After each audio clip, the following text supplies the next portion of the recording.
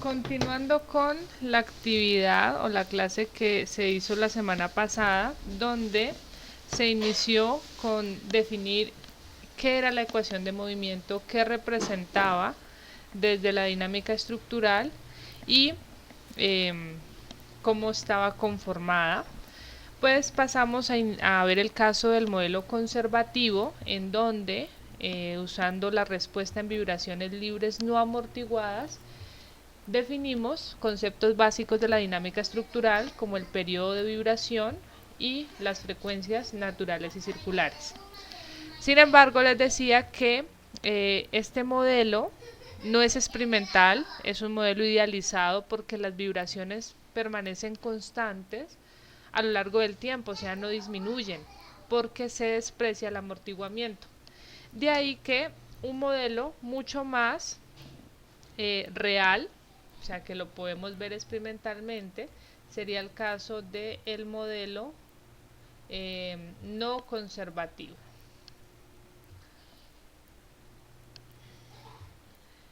Este modelo no conservativo se basa entonces en el caso de la respuesta eh, a vibraciones libres amortiguadas. Seguimos con la condición de que la estructura o el sistema vibre solo debido a sus propias características, pero ahora vamos a incluir amortiguamiento. Para que el sistema vibre solo tiene que existir una condición inicial. Entonces, esa condición inicial puede ser un desplazamiento inicial o una velocidad inicial, igual que el modelo anterior.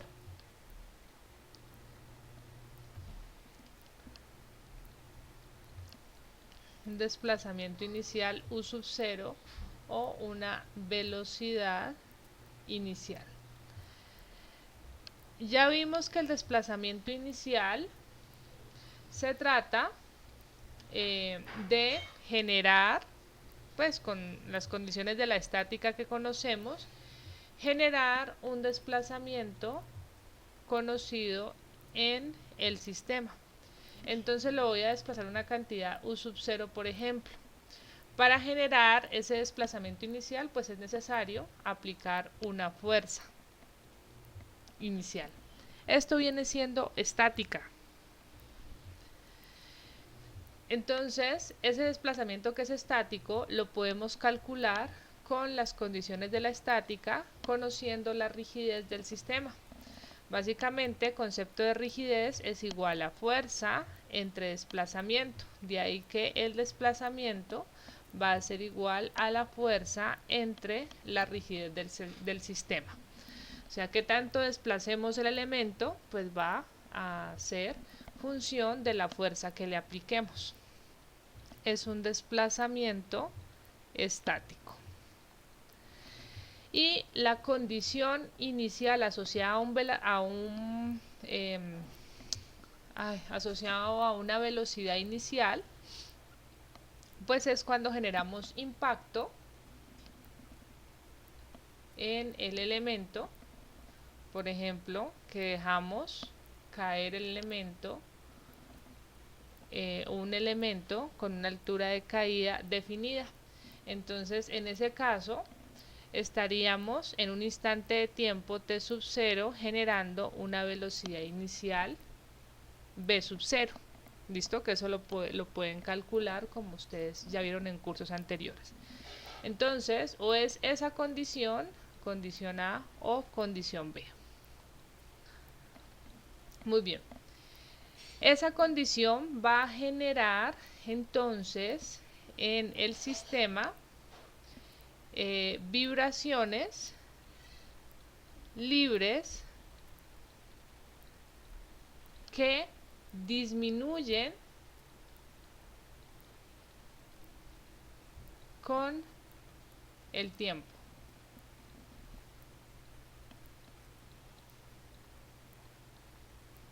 con el paso del tiempo. ¿Y por qué disminuyen? Pues porque hay amortiguamiento.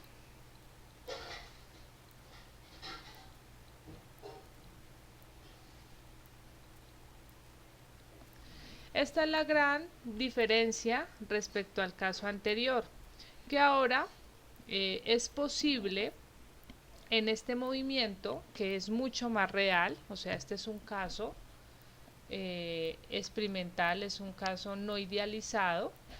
En este caso, o si pudiéramos someter todas las estructuras a una prueba de vibraciones libres amortiguadas, sería posible ver esas vibraciones y ver cómo ellas disminuyen el tiempo. O sea, no es algo idealizado, es algo que sí podemos ver en cualquier sistema. Entonces, es un modelo real que puede verse o analizarse, que puede ser analizado de forma experimental.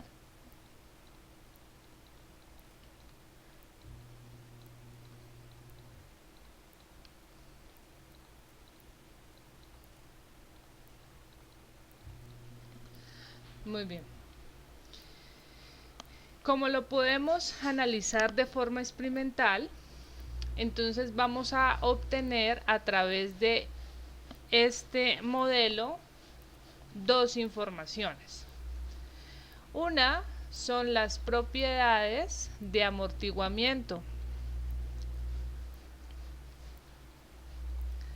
Ya que tenemos incluida la condición de amortiguamiento, pues podemos analizarlo. Y adicional, como también estamos con vibraciones libres pero amortiguadas, vamos a ver que de forma indirecta podemos obtener las propiedades dinámicas que vimos en el caso de vibraciones libres sin amortiguamiento, en el que obtuvimos periodos y frecuencias. Entonces obtenemos propiedades dinámicas en función de las propiedades amortiguadas. Entonces miremos cuáles serían esas propiedades dinámicas amortiguadas.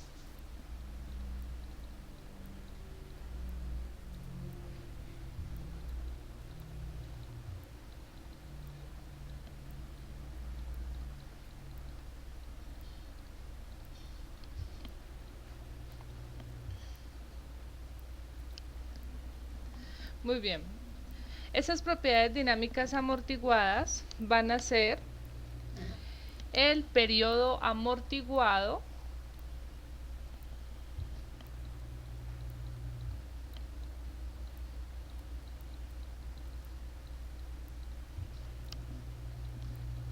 TD, que va a estar en unidades de segundos. Y también vamos a conocer, en función de ese periodo amortiguado, vamos a conocer la frecuencia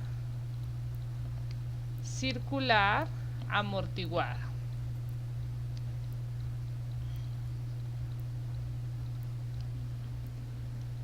Omega D en radianes por segundo. Muy bien, entonces, ¿cómo obtenemos esas propiedades dinámicas? Miramos, igual que como hicimos en el caso anterior, generamos una condición inicial en el sistema, en el elemento, y pues ese sistema va a comenzar a vibrar de un lado hacia el otro. ¿Listo? Generan vibraciones libres.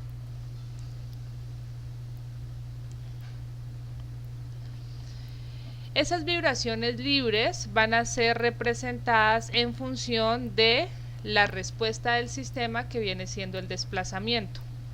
Esa respuesta del sistema, voy a hacer como en la clase pasada, a usar gráficos que los pueda representar de mejor manera para no dibujarlos acá todos chuecos. Entonces, vibraciones libres amortiguadas.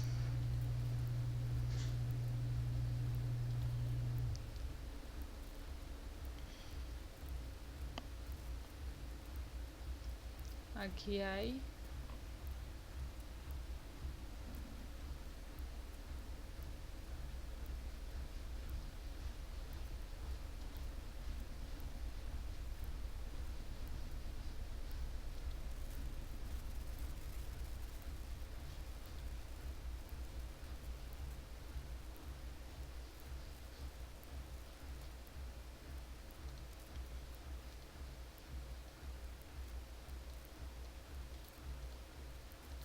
Muy bien. Esas vibraciones tendrían esta forma. Son vibraciones, o sea, son una función cíclica porque se va repitiendo con cada ciclo. Entonces su respuesta también va a estar en función de una expresión senoidal, una función armónica. Tengo U de T y tengo T. Muy bien. En esta expresión, entonces, es posible identificar de nuevo el periodo de vibración, como el tiempo en que tardaría el sistema en volver a su posición de equilibrio, o sea, en que el desplazamiento sea cero. Como las vibraciones son amortiguadas, van bajando en el tiempo, entonces este periodo es amortiguado. También lo podemos asociar como el tiempo en que me demoro en volver o en repetir un pico de los desplazamientos, T sub D. Muy bien. Conociendo T sub D, si este es el periodo de tiempo T sub I, y este el periodo de tiempo T sub J, entonces T sub D va a ser la diferencia entre los periodos T sub I menos T sub J. ¿Listo? Por ejemplo, igual que como hicimos en el caso anterior. Y conociendo ese periodo amortiguado, es posible determinar la frecuencia amortiguada como la inversa del periodo multiplicado por 2pi. El concepto es el mismo que usamos en el modelo anterior conservativo. Muy bien, entonces tenemos esta forma para calcular la frecuencia amortiguada. O sea, tengo este periodo amortiguado y esta frecuencia amortiguada. O sea que estos valores los puedo obtener de forma experimental.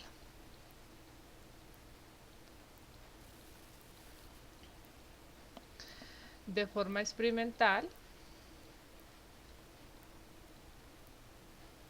analizando la respuesta U de T. Muy bien, ahora ¿cómo será esa respuesta U de T? Pues, igual que en el caso anterior, es una función que se repite en un determinado ciclo, o sea que es una función armónica.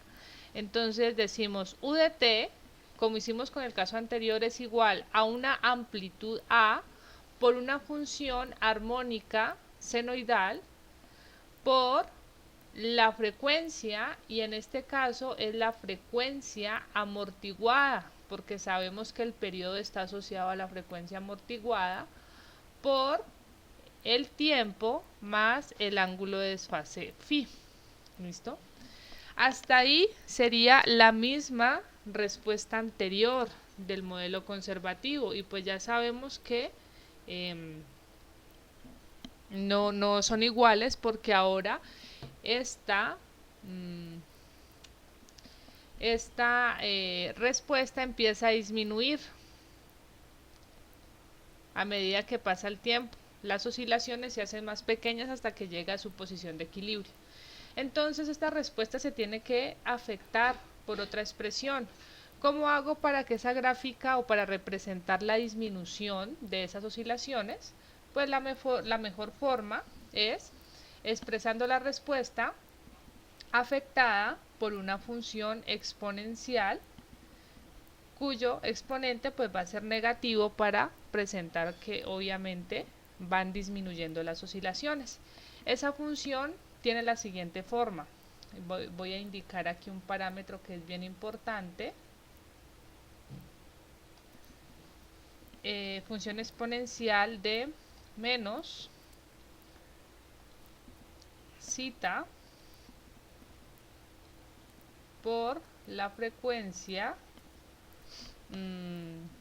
natural por el tiempo. Listo. Esta expresión es la que hace o la que representa la disminución de los desplazamientos. Muy bien. Esta es la respuesta,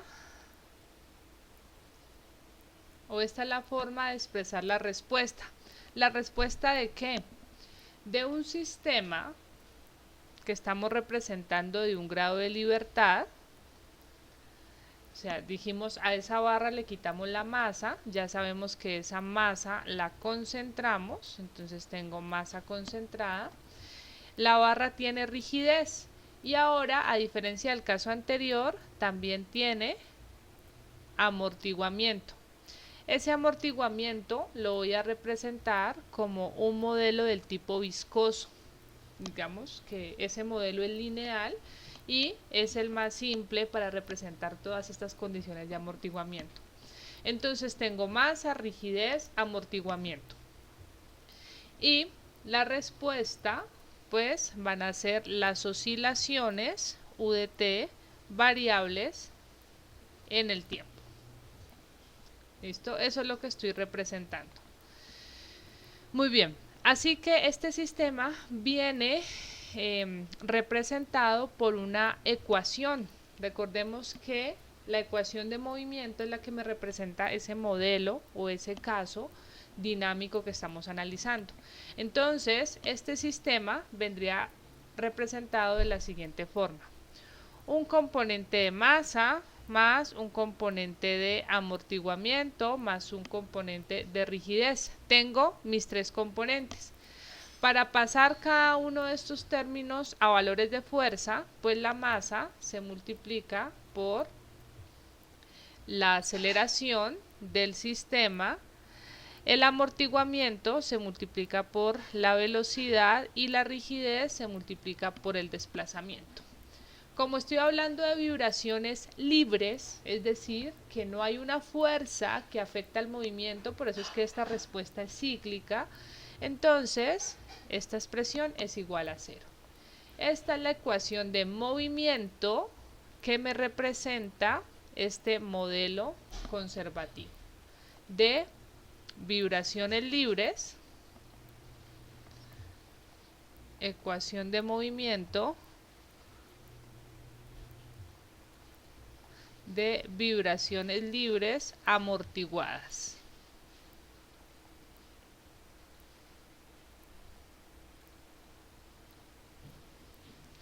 Como ustedes por allá en un curso anterior vieron métodos para solucionar este tipo de ecuaciones, pues digamos que esos métodos son los que se usan para definir amortiguadas, que si yo quiero resolver esta ecuación de movimiento, la respuesta viene siendo el desplazamiento UDT.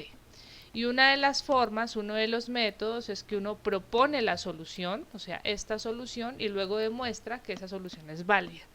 Esa es la forma en la que funciona este caso.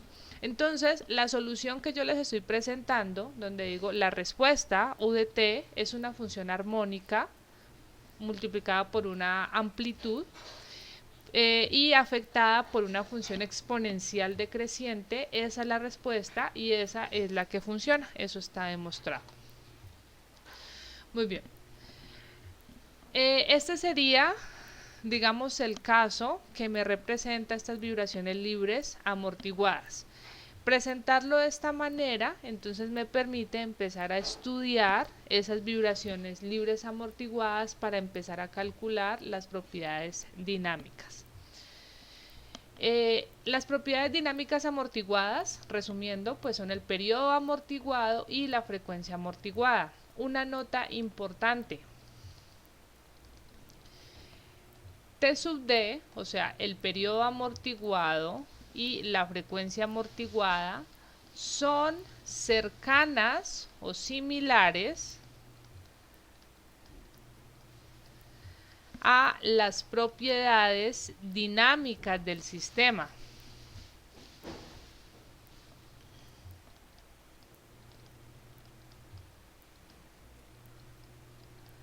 Pero no son exactamente iguales.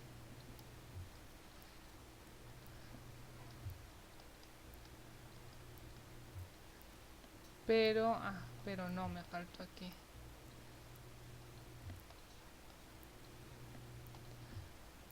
Pero no son exactamente iguales. Sirven para dar una noción de cuál es el periodo de vibración del sistema, pero entre más amortiguamiento tenga el sistema, pues esos valores van a cambiar notablemente. Así que vamos a ver cómo podemos calcular las propiedades dinámicas del sistema, que si no nos enfocamos en qué son esas propiedades dinámicas, pues las que ya vimos, periodo, frecuencia y frecuencia natural circular. Esas son las propiedades dinámicas. Hasta aquí hemos obtenido algo parecido a esas propiedades dinámicas, pero que no son exactamente iguales. Las va a afectar el amortiguamiento que tenga el sistema. Entonces, ahora miremos cuáles son las propiedades de amortiguamiento.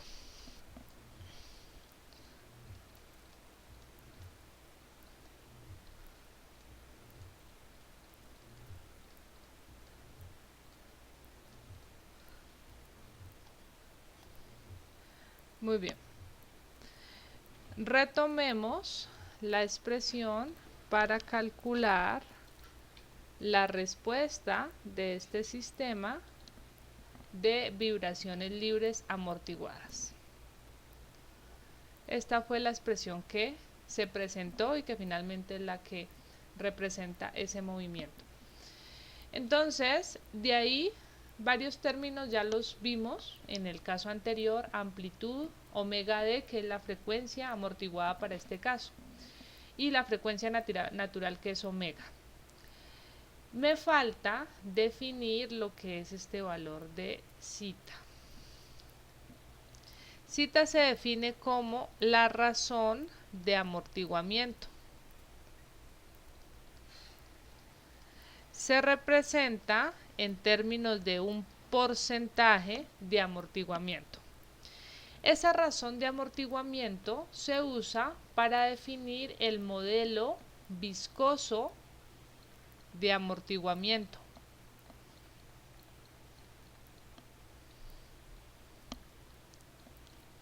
Si profundizáramos mucho más en el tema, pues veríamos que hay varios modelos para caracterizar el amortiguamiento en un sistema. El más usado es el viscoso porque es un modelo lineal. Entonces, en este modelo viscoso de un sistema o para un sistema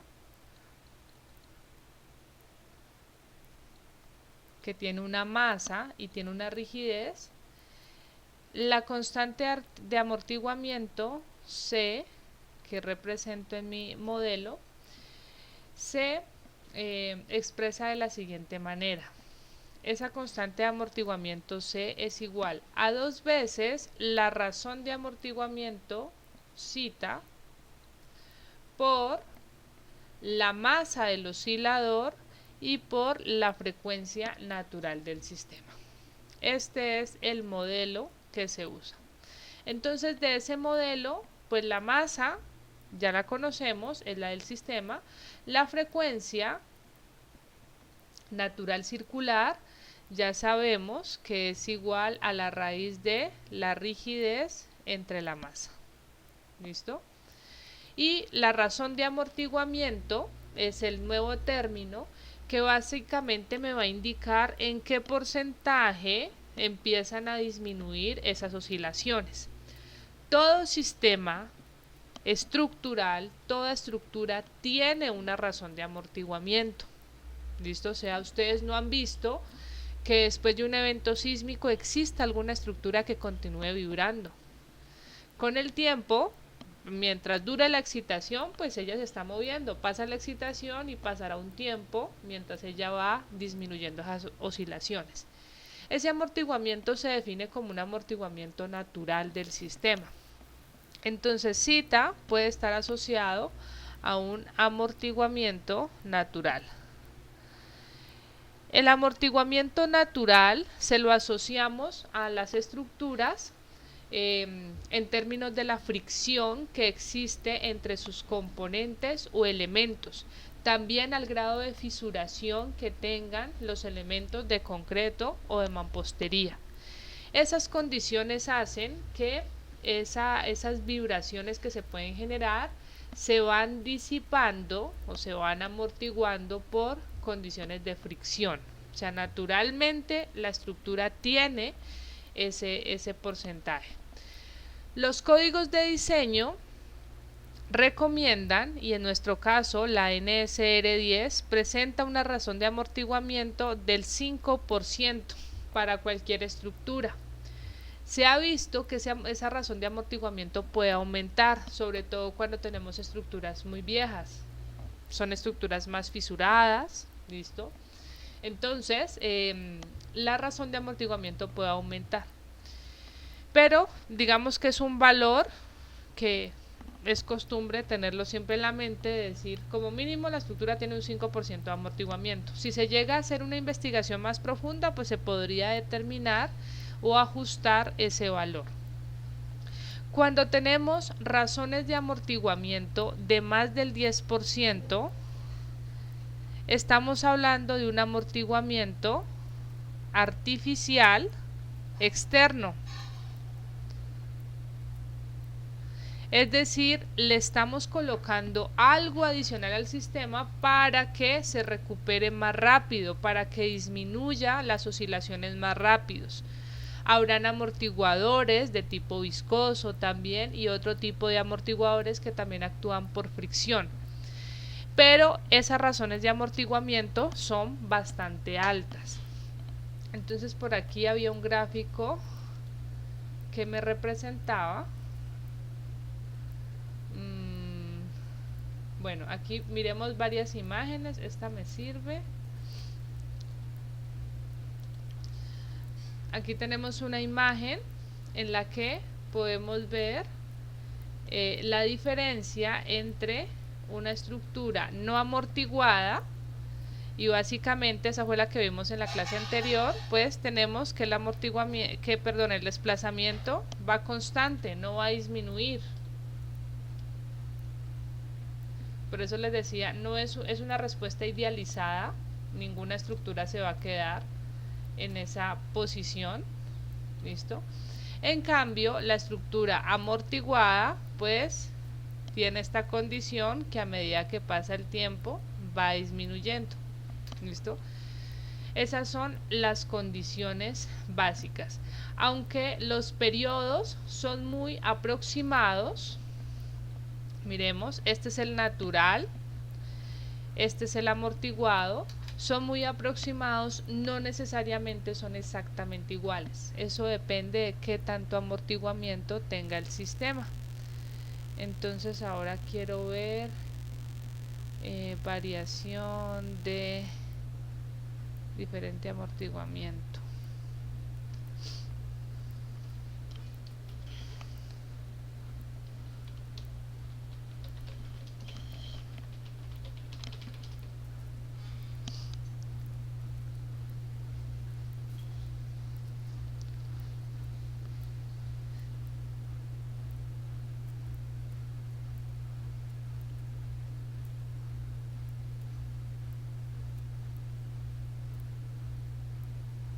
Es que las quisiera ver sobreimpuestas. Bueno, voy a dibujar una aquí y encima voy a colocar otra.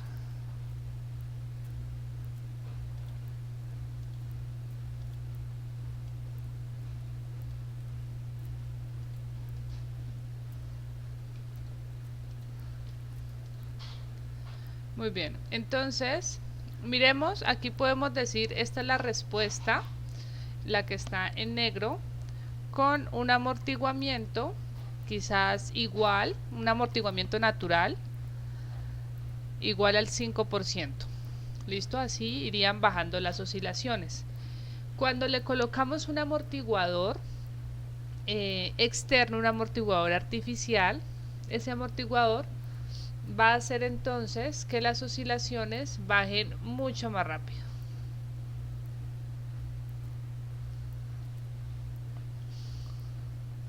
Ahí lo estoy exagerando, pero pues algo así me tiene que dar más o menos de esa forma. Entonces aquí estaríamos hablando de un amortiguamiento mayor al 10%. Entre más grande el amortiguamiento es como que hace la primera ondita y rápidamente vuelve a su posición de equilibrio. Ya que tenemos la posibilidad de presentar esquemas, pues miremos tipos de amortiguadores en estructuras. Tenemos amortiguadores por fricción. Aquí está, creo que un esquema bastante completo. Y amortiguadores de tipo viscoso.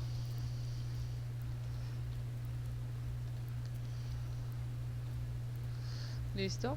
Este es el amortiguador viscoso, es el que funciona mejor. ¿Listo? Pero pues tiene un costo de inversión bastante alto. En la cultura nuestra, de nuestro país, no está como parte de la planificación de un proyecto que se considere un amortiguador viscoso o un amortiguador externo desde el inicio del proyecto. Básicamente es por la inversión inicial que hay que hacer, o sea, estos amortiguadores normalmente hay que traerlos al país.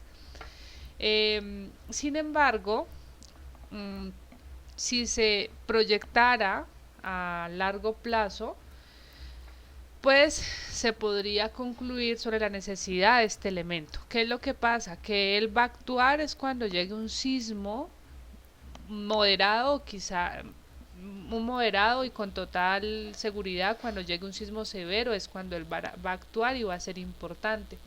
Y va a ser importante por el control de daños, o sea, hacer que la estructura no vibre tanto en el evento sísmico, sino que mantenga una condición mucho más en el campo estático lineal, hace que los daños tanto en elementos no estructurales como estructurales se reduzcan y que la estructura continúe siendo funcional o totalmente operacional después del evento.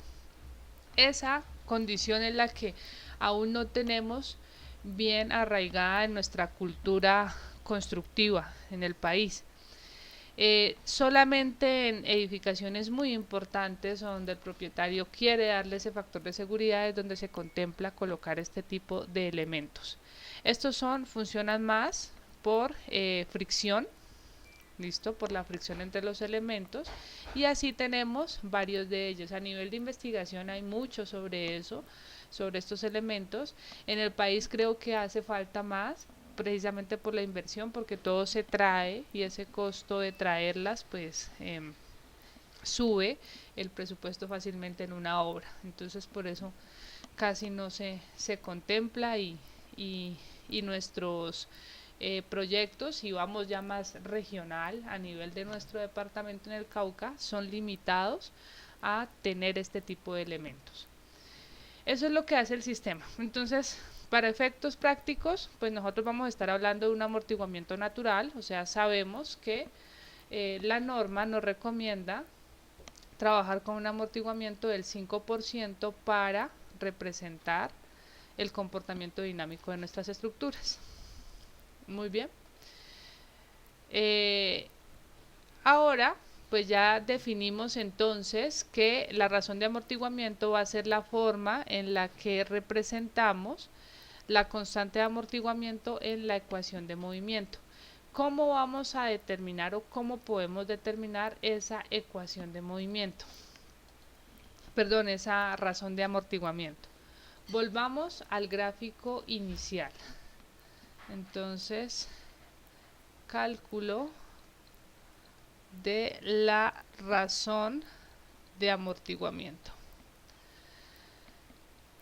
Este caso no es nuevo, o sea, esto se hace en grandes laboratorios, lo hacen para estructuras mucho más grandes.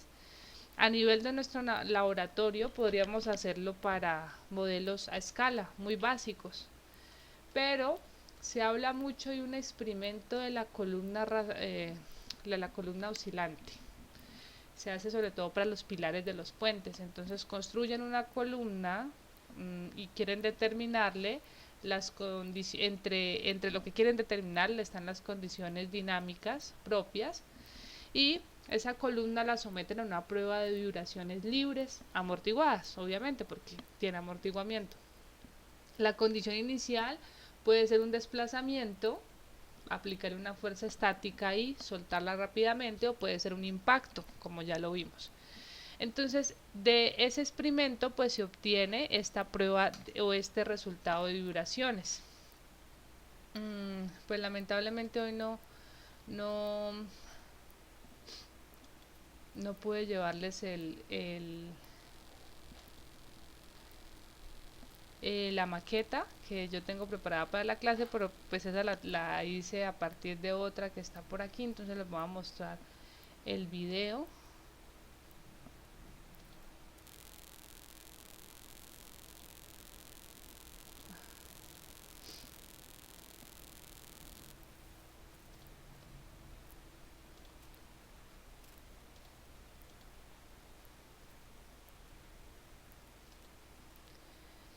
Este es un video bastante conocido para presentar conceptos de la dinámica estructural.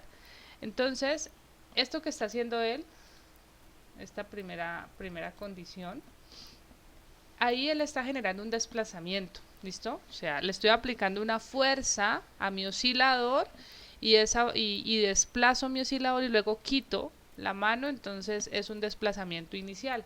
¿Qué es lo que pasa? Entonces que él comienza a oscilar de un lado hacia el otro, y es un movimiento cíclico, o sea, se repite, por eso es de la función armónica, ¿listo? Independientemente de cuál sea esa condición inicial, ese movimiento, o sea, el tiempo que dure se va a mantener.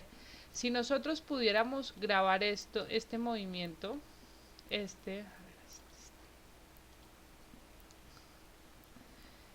si pudiéramos grabar ese movimiento así en cámara lenta, aquí se le puede bajar velocidad, ahí, en cámara lenta, y empezamos a ver cuánto tarda en completar un ciclo, o fijamos en un segundo cuántos ciclos da el elemento, con eso definimos la frecuencia, pues podemos caracterizar ese movimiento, o sea, elaborar esa gráfica que les estoy presentando.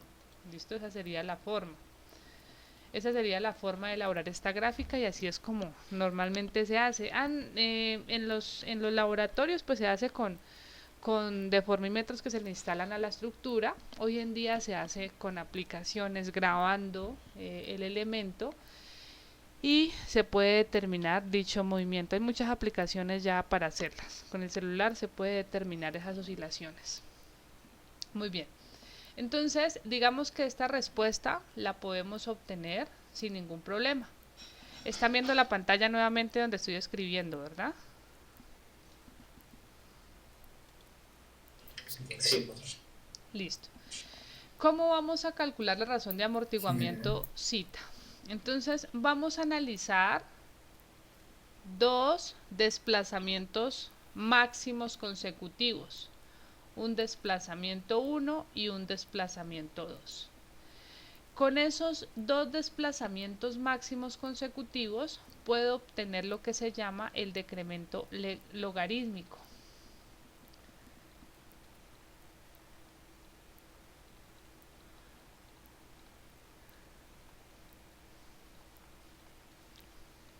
Logarítmico. Entonces, resulta ese decremento de analizar dos desplazamientos máximos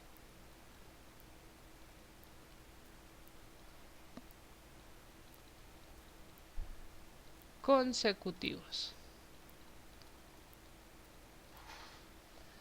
Y se calcularía de la siguiente forma: decremento logarítmico, el logaritmo natural del desplazamiento 1 sobre el desplazamiento 2. Este es un método el más simple de todos.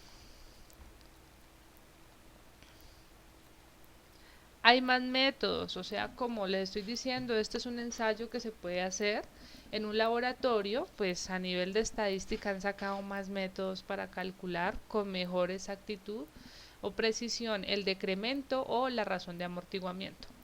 Entonces este es el más básico, tomamos dos desplazamientos consecutivos, tienen que ser consecutivos porque el objetivo es ver cómo van disminuyendo esos desplazamientos. Y conociendo ese decremento logarítmico, entonces la razón de amortiguamiento cita se calcula como la razón de amortiguamiento entre 2pi.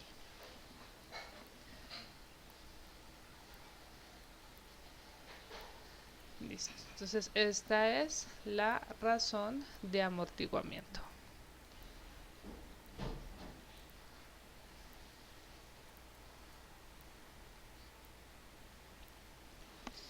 En este gráfico, la condición inicial que se generó fue una velocidad inicial, ¿listo? Porque está arrancando que en el instante de tiempo 0, pues no hay desplazamiento, sino que hay velocidad inicial. Si fuera el desplazamiento, es que no tengo ninguna aquí con desplazamiento, a este gráfico, miren, aquí sí hay un desplazamiento inicial que es U sub 0. Esa forma de interpretar los gráficos tenemos que tenerlas claras, o sea, de cómo diferenciar qué condición inicial se le está generando al sistema. Pero no siempre tienen que ser estas condiciones. Puede ser una condición en la que coloques a vibrar a la estructura de X forma, se llaman vibraciones forzadas normalmente.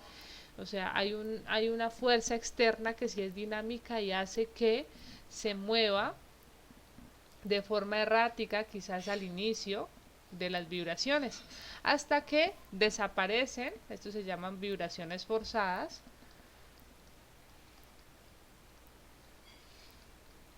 Desaparecen esas vibraciones y ya mi sistema vibra de acuerdo a sus propiedades dinámicas. O sea, tenemos que reconocer el gráfico de vibraciones libres. Muy bien. Siguiendo con esta condición, entonces una vez yo conozco la razón de amortiguamiento, vamos a determinar que haciendo un análisis mucho más profundo de la respuesta en vibraciones libres, también es posible relacionar las frecuencias amortiguadas o las frecuencias amortiguada y natural en función del amortiguamiento.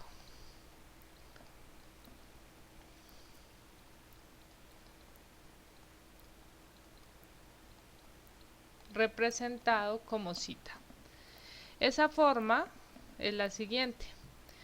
Se establece que la frecuencia amortiguada es igual a la frecuencia natural por la raíz de 1 menos la razón de amortiguamiento al cuadrado. Esta es la forma de relacionar ambos gráficos. Entonces miren que de ahí yo ya puedo concluir que mi frecuencia natural, la que tiene el sistema, es igual a la frecuencia amortiguada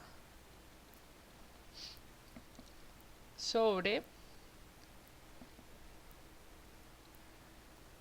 1 menos la razón de amortiguamiento al cuadrado. Listo. O sea que la razón de amortiguamiento la calculamos del gráfico anterior utilizando el decremento logarítmico y esta frecuencia la sacaría también del mismo gráfico.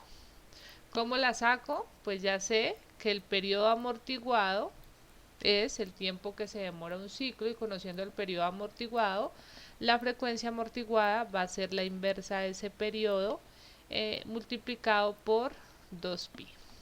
¿Listo? Entonces ambos se sacan del gráfico. Se sacan de forma experimental. Con esos datos conozco la frecuencia amortiguada, la frecuencia natural. Conociendo la frecuencia natural puedo calcular el periodo de vibración del sistema como 2pi entre la frecuencia natural y puedo calcular la frecuencia en hertz o en ciclos por segundo como 1 sobre la inversa del periodo. Y estas vienen siendo mis propiedades dinámicas.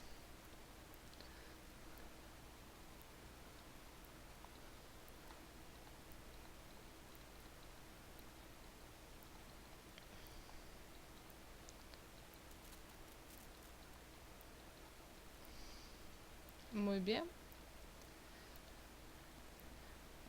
Esa parte está clara. O sea, este modelo es muy importante porque esto sí lo podemos representar en un laboratorio. Es real. Pero no nos podemos dejar llevar por la condición que esto es el periodo, sí, es aproximado al periodo, pero no es exactamente igual. Habría que calcularlo en función del amortiguamiento. Muy bien. ¿No hay preguntas hasta ahí?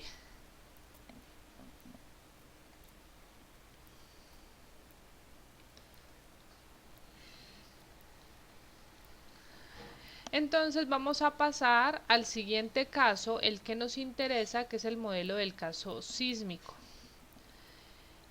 En clases anteriores habíamos dicho que habían varias fuerzas dinámicas que afectaban las estructuras, como el viento, el impacto, explosiones, la misma carga viva, ¿listo? Y todos esos casos se pueden analizar con la dinámica. Sin embargo, por el alcance de este curso, por el tiempo que tenemos para esta unidad, pues no podemos hacer esa extensión, así que vamos a enfocarnos solamente en la fuerza que es de nuestro interés en el curso y en nuestra región. Si estuviéramos en la costa, si estuviéramos en San Andrés, aparte del sismo, el viento, las olas del mar son fuerzas que pues requieren más atención. Es posible incluso más que el mismo sismo. Hay zonas costeras que no están expuestas a condiciones sísmicas altas, pero en nuestra región el sismo es más importante, así que vamos a enfocarnos en el caso sísmico. Este caso sísmico requiere información previa del modelo o de los modelos conservativos y no conservativos.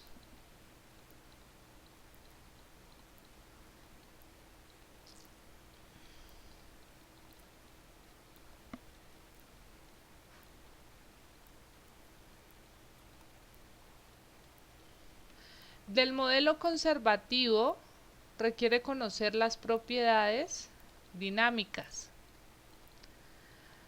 Esas propiedades, insisto, son las que tienen que recordar: frecuencia, periodo, frecuencia natural. Y del modelo no conservativo requiere propiedades de amortiguamiento.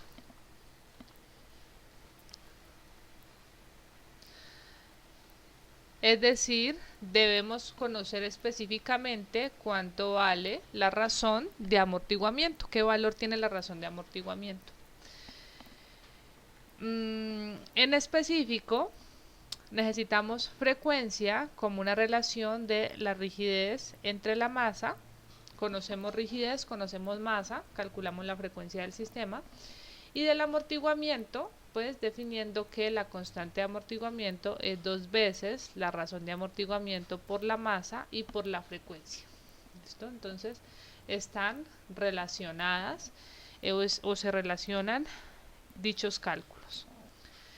Con esa información, este modelo del caso sísmico, entonces, también se analiza, o para el alcance de este curso lo vamos a analizar, en un sistema de un grado de libertad.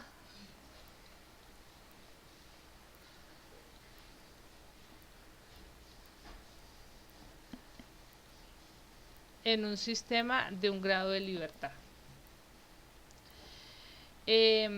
Para este sistema de un grado de libertad, entonces se considera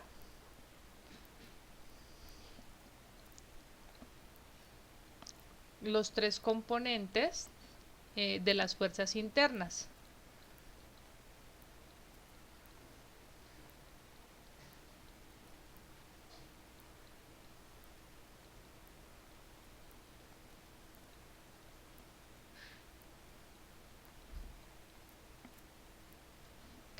De las fuerzas internas que se pueden generar.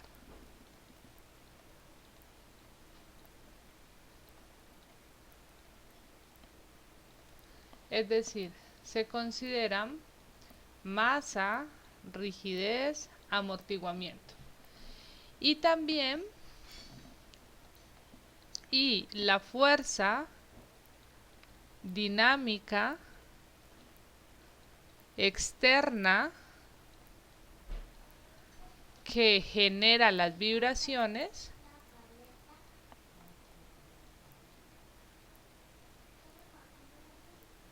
es una fuerza inercial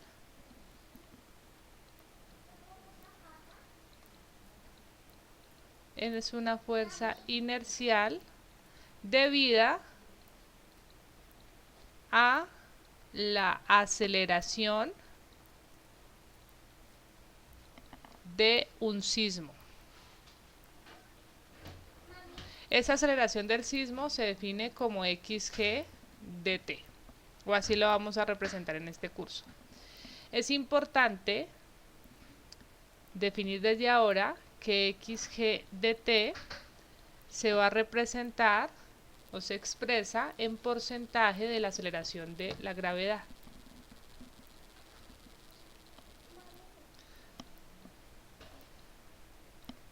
Como un porcentaje de la aceleración de la gravedad. Es decir, que no tiene unidades. Muy bien. Es la forma en la que se representa como porcentaje de la aceleración de la gravedad, y así es como se obtienen todas las señales de sismos que han ocurrido, sobre todo para poder utilizar los datos sin ningún problema. O sea, pasarla, si queremos unidades, pues multiplicarlas por la aceleración de la gravedad, que corresponda metros, segundo al cuadrado, pulgadas, segundo al cuadrado, pies, segundo al cuadrado, como queramos representarla. Muy bien, entonces, ¿cómo sería este modelo? Modelo dinámico. Y este es el que espero, adicional a los anteriores, que recuerden que son vibraciones libres, también que recuerden el modelo del caso sísmico sin ningún problema. A nosotros, desde el punto de vista estructural, nos funciona más este modelo de la masita concentrada. Entonces tengo masa, tengo rigidez y también tengo amortiguamiento.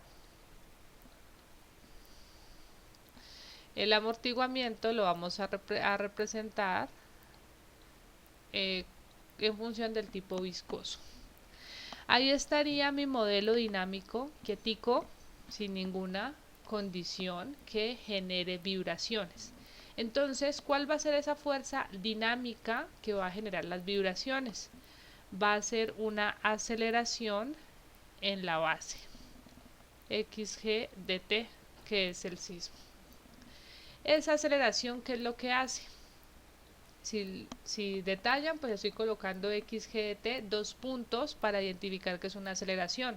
O sea que en términos de desplazamiento estoy indicando que hay un desplazamiento en la base del suelo. Mi base se desplaza.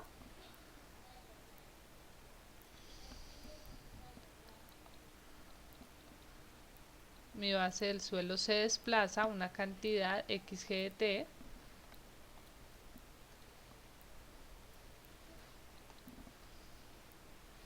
Y mi oscilador, que estaba quietico, va a comenzar entonces a vibrar.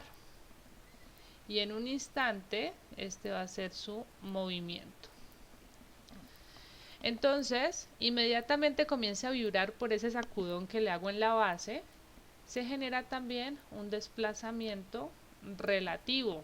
¿Relativo a qué? A solamente lo que se desplaza el la masa, ¿listo?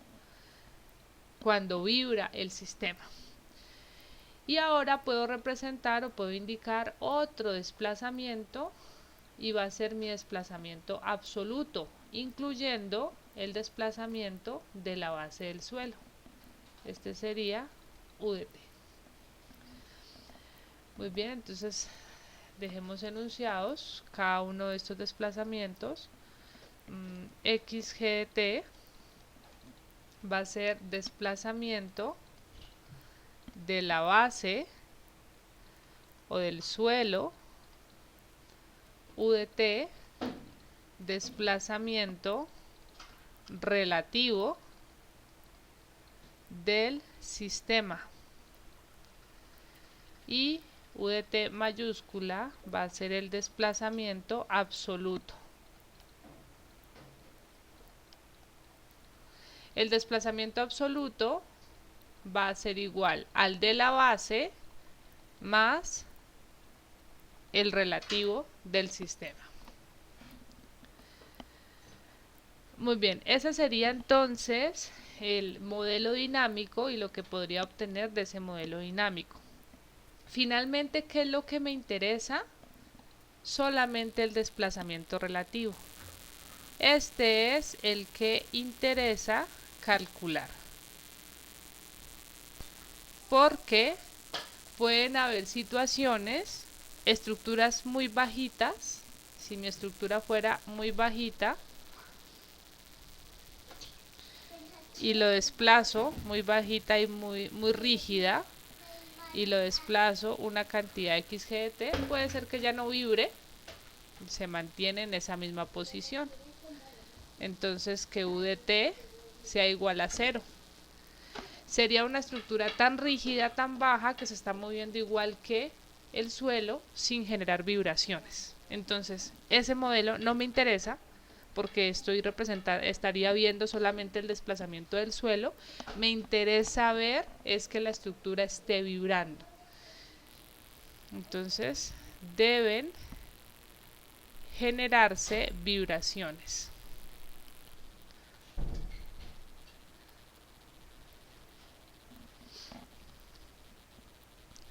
Muy bien. Ahora, ¿cómo calculamos esa respuesta? Entonces, para calcular la respuesta, se tiene que solucionar la ecuación de movimiento.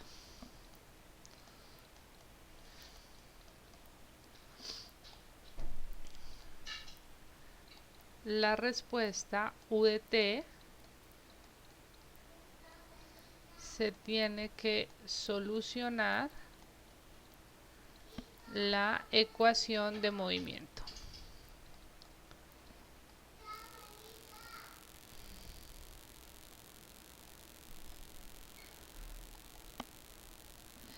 ¿Cómo va a ser esa ecuación de movimiento o qué forma va a tener? Del lado izquierdo tengo todas las fuerzas internas posibles que se pueden generar. Masa,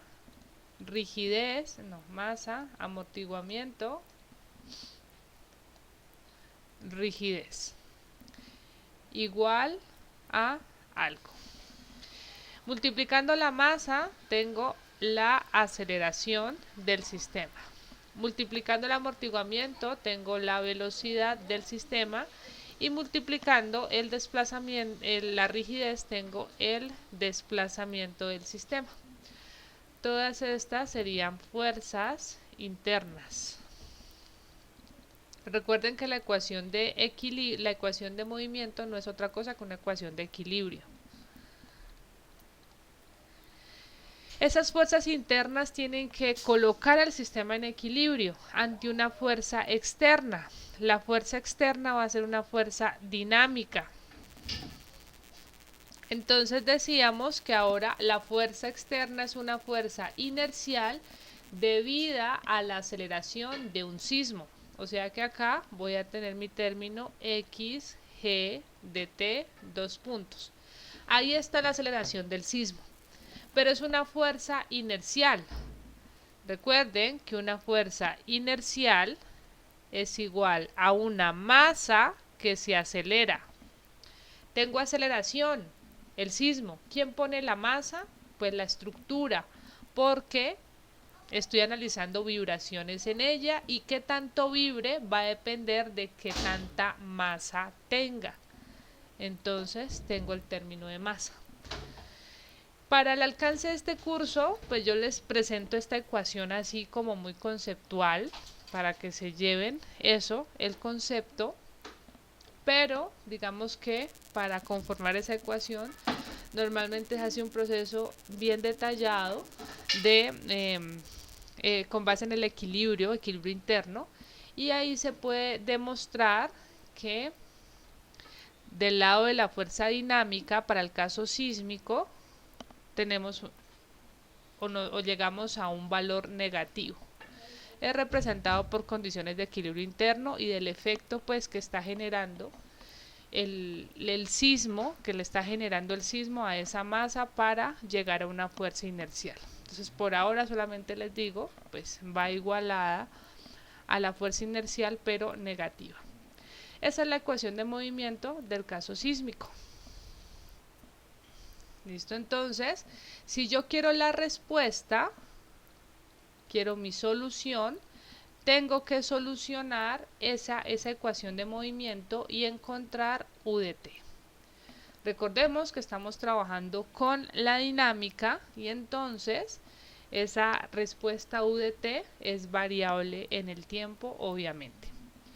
¿Cómo calculamos esa respuesta? Pues hay varios métodos.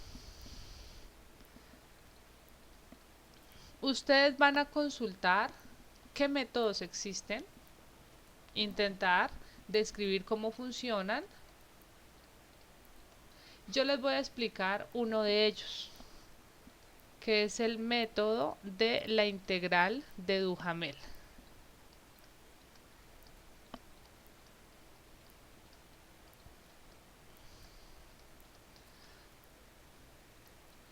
Muy bien. ¿Cuál es el problema de este caso sísmico? Si la ecuación o la fuerza externa fuera una fuerza que yo pudiera describir como una función armónica, una función escalón, o sea, una función que pueda graficarla y pueda expresarla con una ecuación, digamos que este problema no sería tan difícil. Pero el sismo es una función que en realidad no es ni una función, es una señal discretizada. Es una señal discretizada que no tiene continuidad, no es continua. En realidad, xg de t se obtiene de la siguiente manera. Un acelerómetro indica que en un intervalo de tiempo él va a ir registrando cuál es la aceleración asociado al paso de las ondas sísmicas. Tengo entonces este diferencial de t. Diferencial de tiempo. Entonces él me va a decir ese diferencial de tiempo, cómo es el sismo, pero no es una función continua que yo la represente o que vemos ese sismo a veces representado de esta manera, es otra cosa, pero ella es una función discretizada, o sea, es una señal, no una función, sino que es una señal discreta. En intervalos de dt.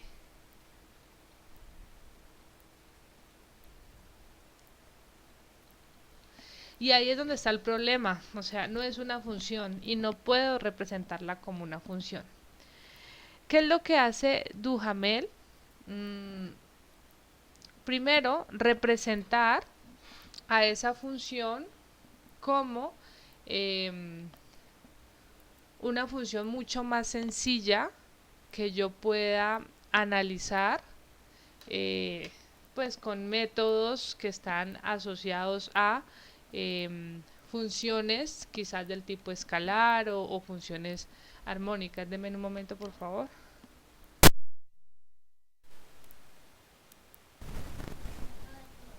Muy bien. Entonces, em, estaba en que les iba a presentar en un resumen cómo funciona el método de la integral de Duhamel, considerando pues que la fuerza sísmica es una señal discretizada, una señal discreta, y pues no la podemos representar con facilidad.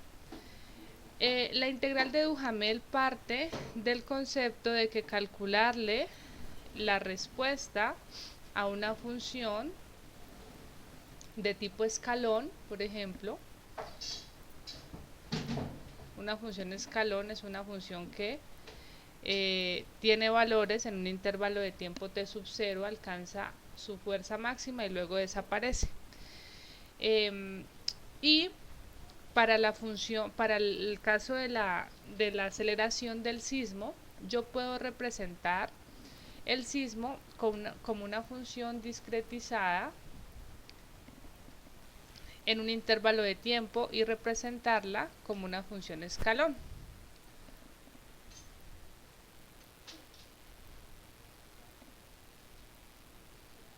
Es decir, tengo que identificar como estas amplitudes que tiene la señal. Entonces, el método de Duhamel lo que hace es aproximar la señal del sismo a una suma de varias señales de tipo armónico.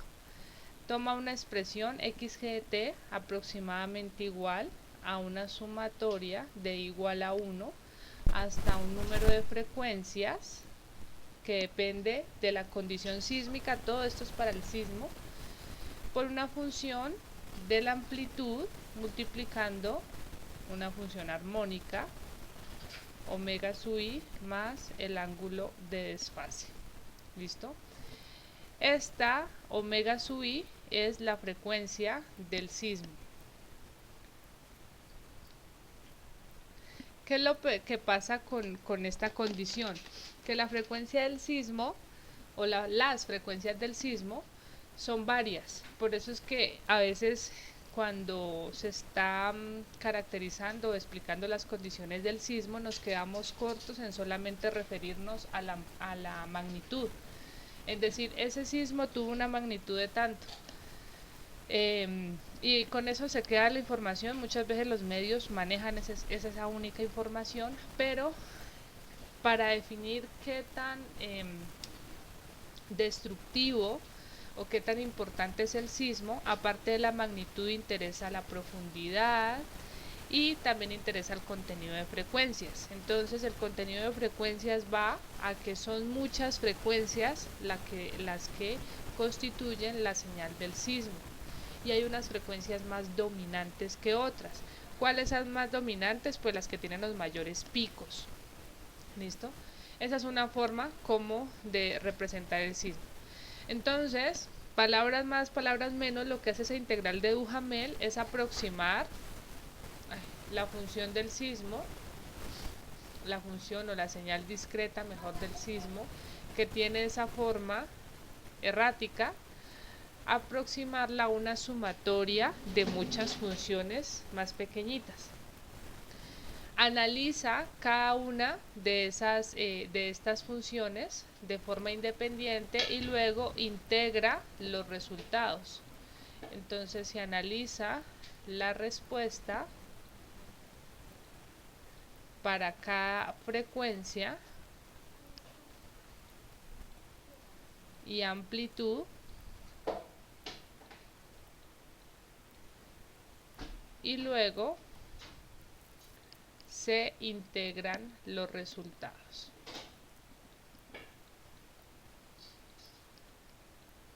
Es una función numérica, o sea, la respuesta o la solución es una solución numérica.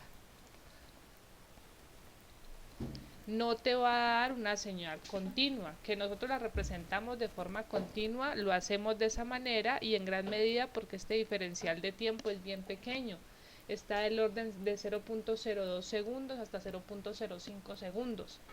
Es muy pequeño, depende de cómo mida o de cómo mida el acelerómetro, la aceleración del sismo. Entonces, esa solución numérica viene dando como resultado un registro de desplazamientos discretizados.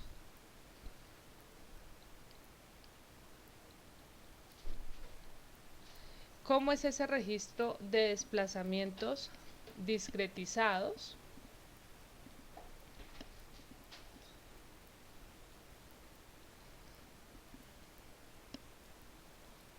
VT y T.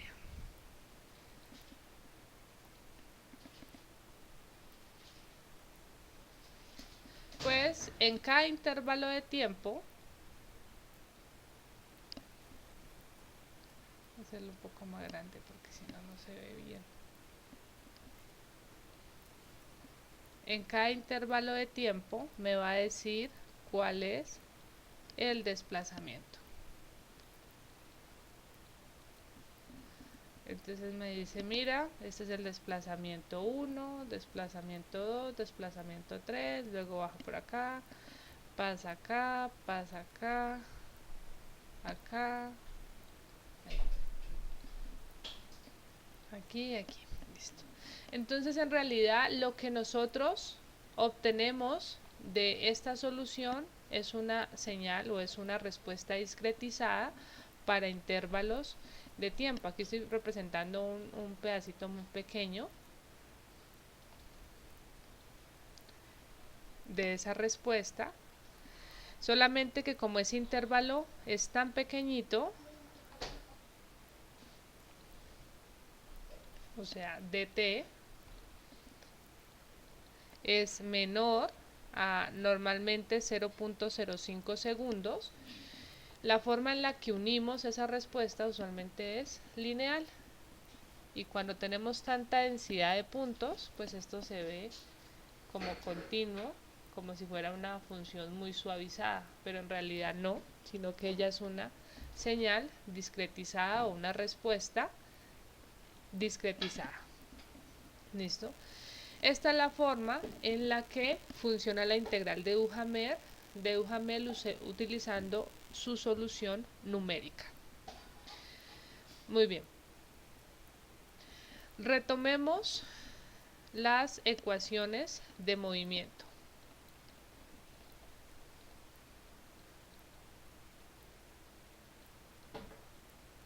Del caso sísmico. Lo vamos a retomar porque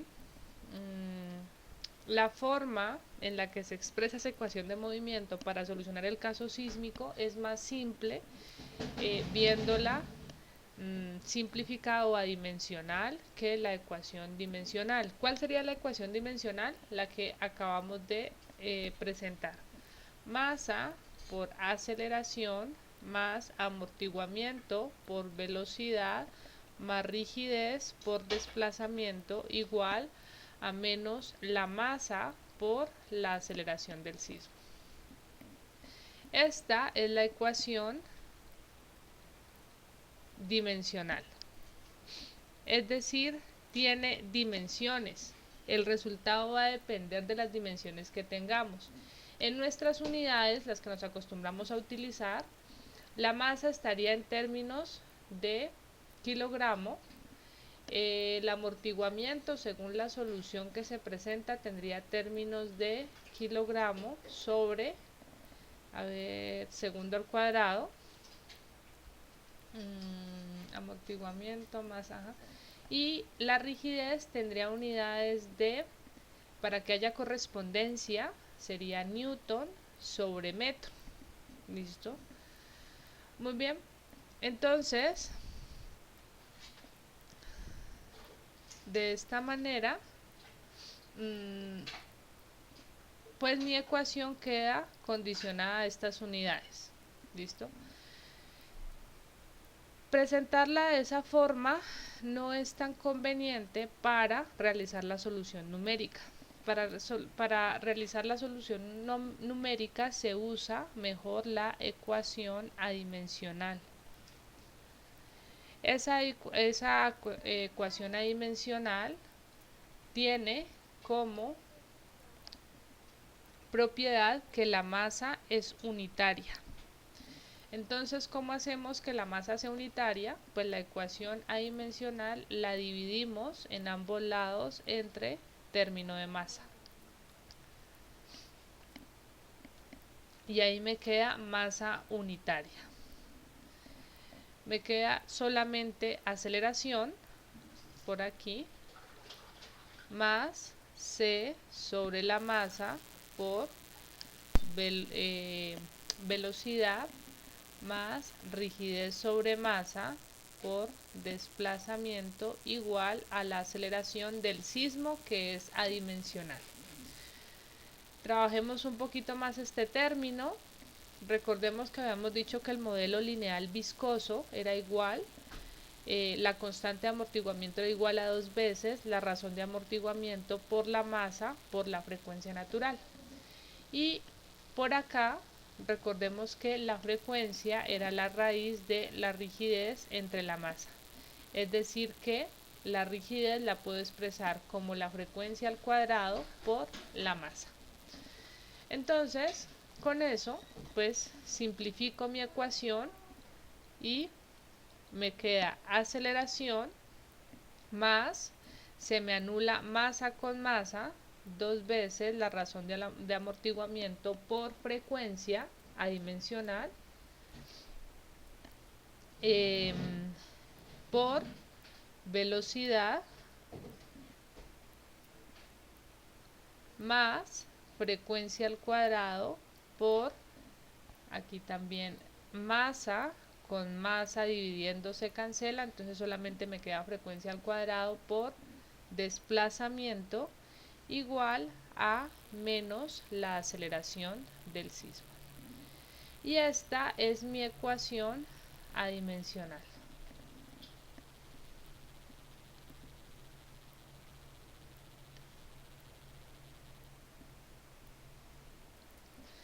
Esta es la que se utiliza para la solución numérica. Es la más usada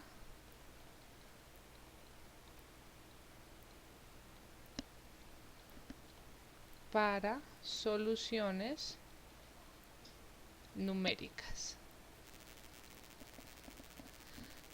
Aquí tengo algo que no coincide, esto sería masa, kilogramo, radianes sobre segundo, no sé por qué puse segundo al cuadrado. Listo. De esa solución o de esa ecuación adimensional, entonces, ¿cuáles son los datos que necesito? Necesito frecuencia, que se calcula como raíz de rigidez entre masa. Y necesito la razón de amortiguamiento, que para un caso de un amortiguamiento natural vamos a tomar un amortiguamiento constante igual al 5%. Y no es más, esos serían los datos que necesita esa ecuación. Bueno, aparte de la aceleración del sismo, que va a estar en un porcentaje de la aceleración de la gravedad. Si esos son los datos, con esos datos entonces la respuesta, usando cualquier método, como les expliqué, un método puede ser la integral de Duhamel, la respuesta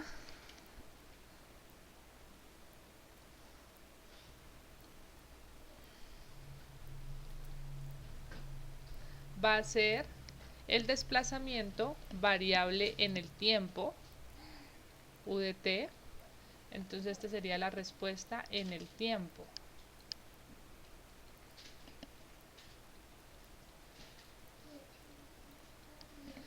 Tendría la siguiente forma. Recuerden que es una señal discretizada, pero como el diferencial de tiempo es tan pequeño, entonces yo puedo representarla en una forma más suavizada y así es como nosotros normalmente la vemos.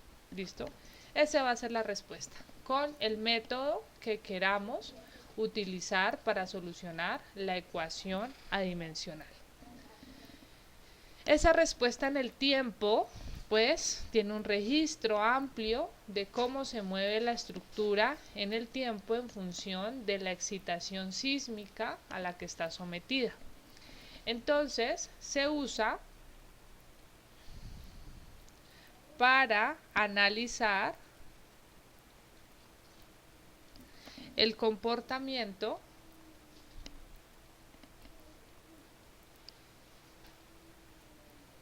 dinámico de la estructura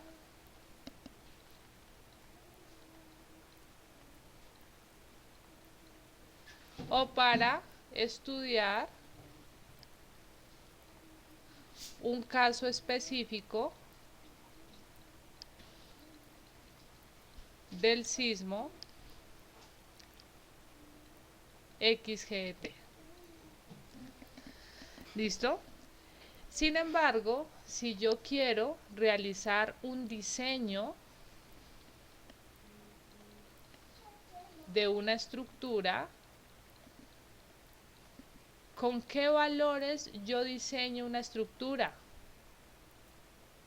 ¿Qué es lo que nosotros usamos para diseñar una estructura?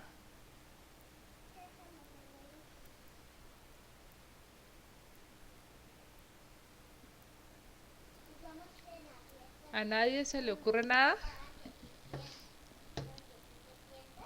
Si ustedes la van a diseñar para ese sismo XGT, de ese registro en el tiempo, ¿qué es lo que interesa? ¿Interesa todo el registro? Los máximos. Exactamente, solamente me interesan los máximos valores. Entonces digamos que este sea mi desplazamiento máximo en un único instante de tiempo. Entonces miren que para diseñar solamente me interesa esa respuesta, o sea que la respuesta del análisis del tiempo para un sismo se vuelve más una fuente de investigación. Para diseñar no lo hacemos con todo ese registro. Entonces para el diseño de la estructura, ¿qué es lo que vamos a hacer nosotros? Vamos a analizar ese sistema que tiene una rigidez K, una masa M, y vamos a tomarle una foto en el instante de tiempo máximo. Entonces en ese instante de tiempo máximo decimos, pues lo que se desplaza de esa masita es una cantidad U máxima. Ese desplazamiento lo vamos a tomar en valor absoluto. Va a ser igual a U de t máximo en valor absoluto.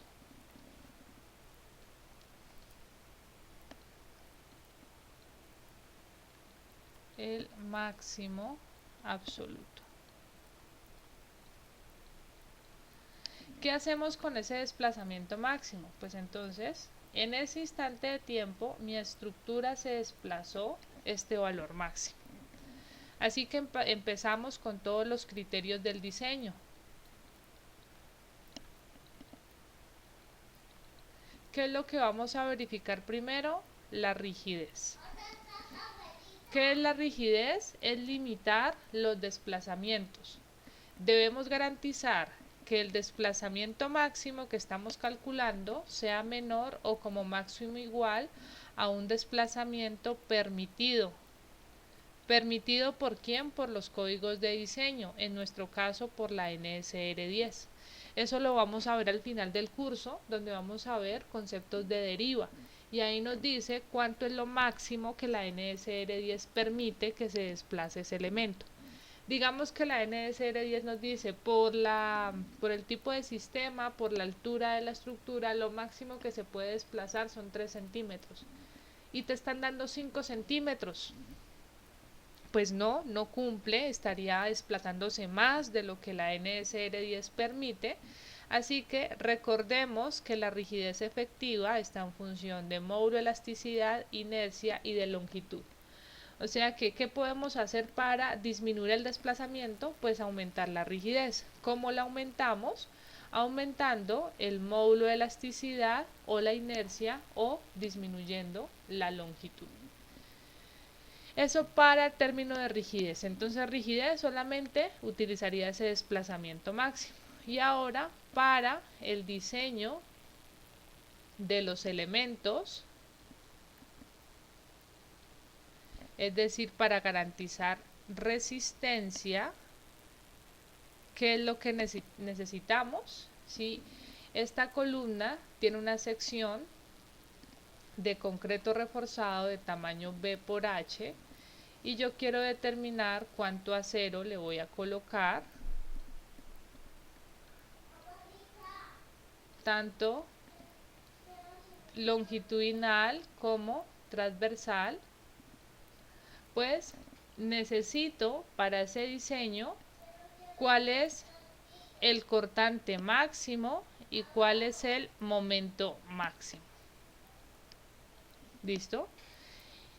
Y ya el problema no es tan difícil, no es tan complejo, para nada, porque es que ya estamos en una condición estática, estamos analizando un puntico de ese registro variable en el tiempo, estamos en un único instante de tiempo y el problema se vuelve estático. Así que con la información que ustedes están viendo ahí es posible y ustedes tienen las herramientas para determinar cómo se calculan este cortante máximo y este momento máximo. Y esto les va a quedar de tarea adicional a la anterior, que era calcular otros métodos de diseño. Esta sería la tarea número 2. Otros métodos de diseño, no, otros métodos para solucionar la ecuación de movimiento del caso sísmico. Tarea 1. Y para completar la clase tienen una tarea 3 que va a ser estudiar el taller y empezar a resolver el taller de dinámica que tienen en claro.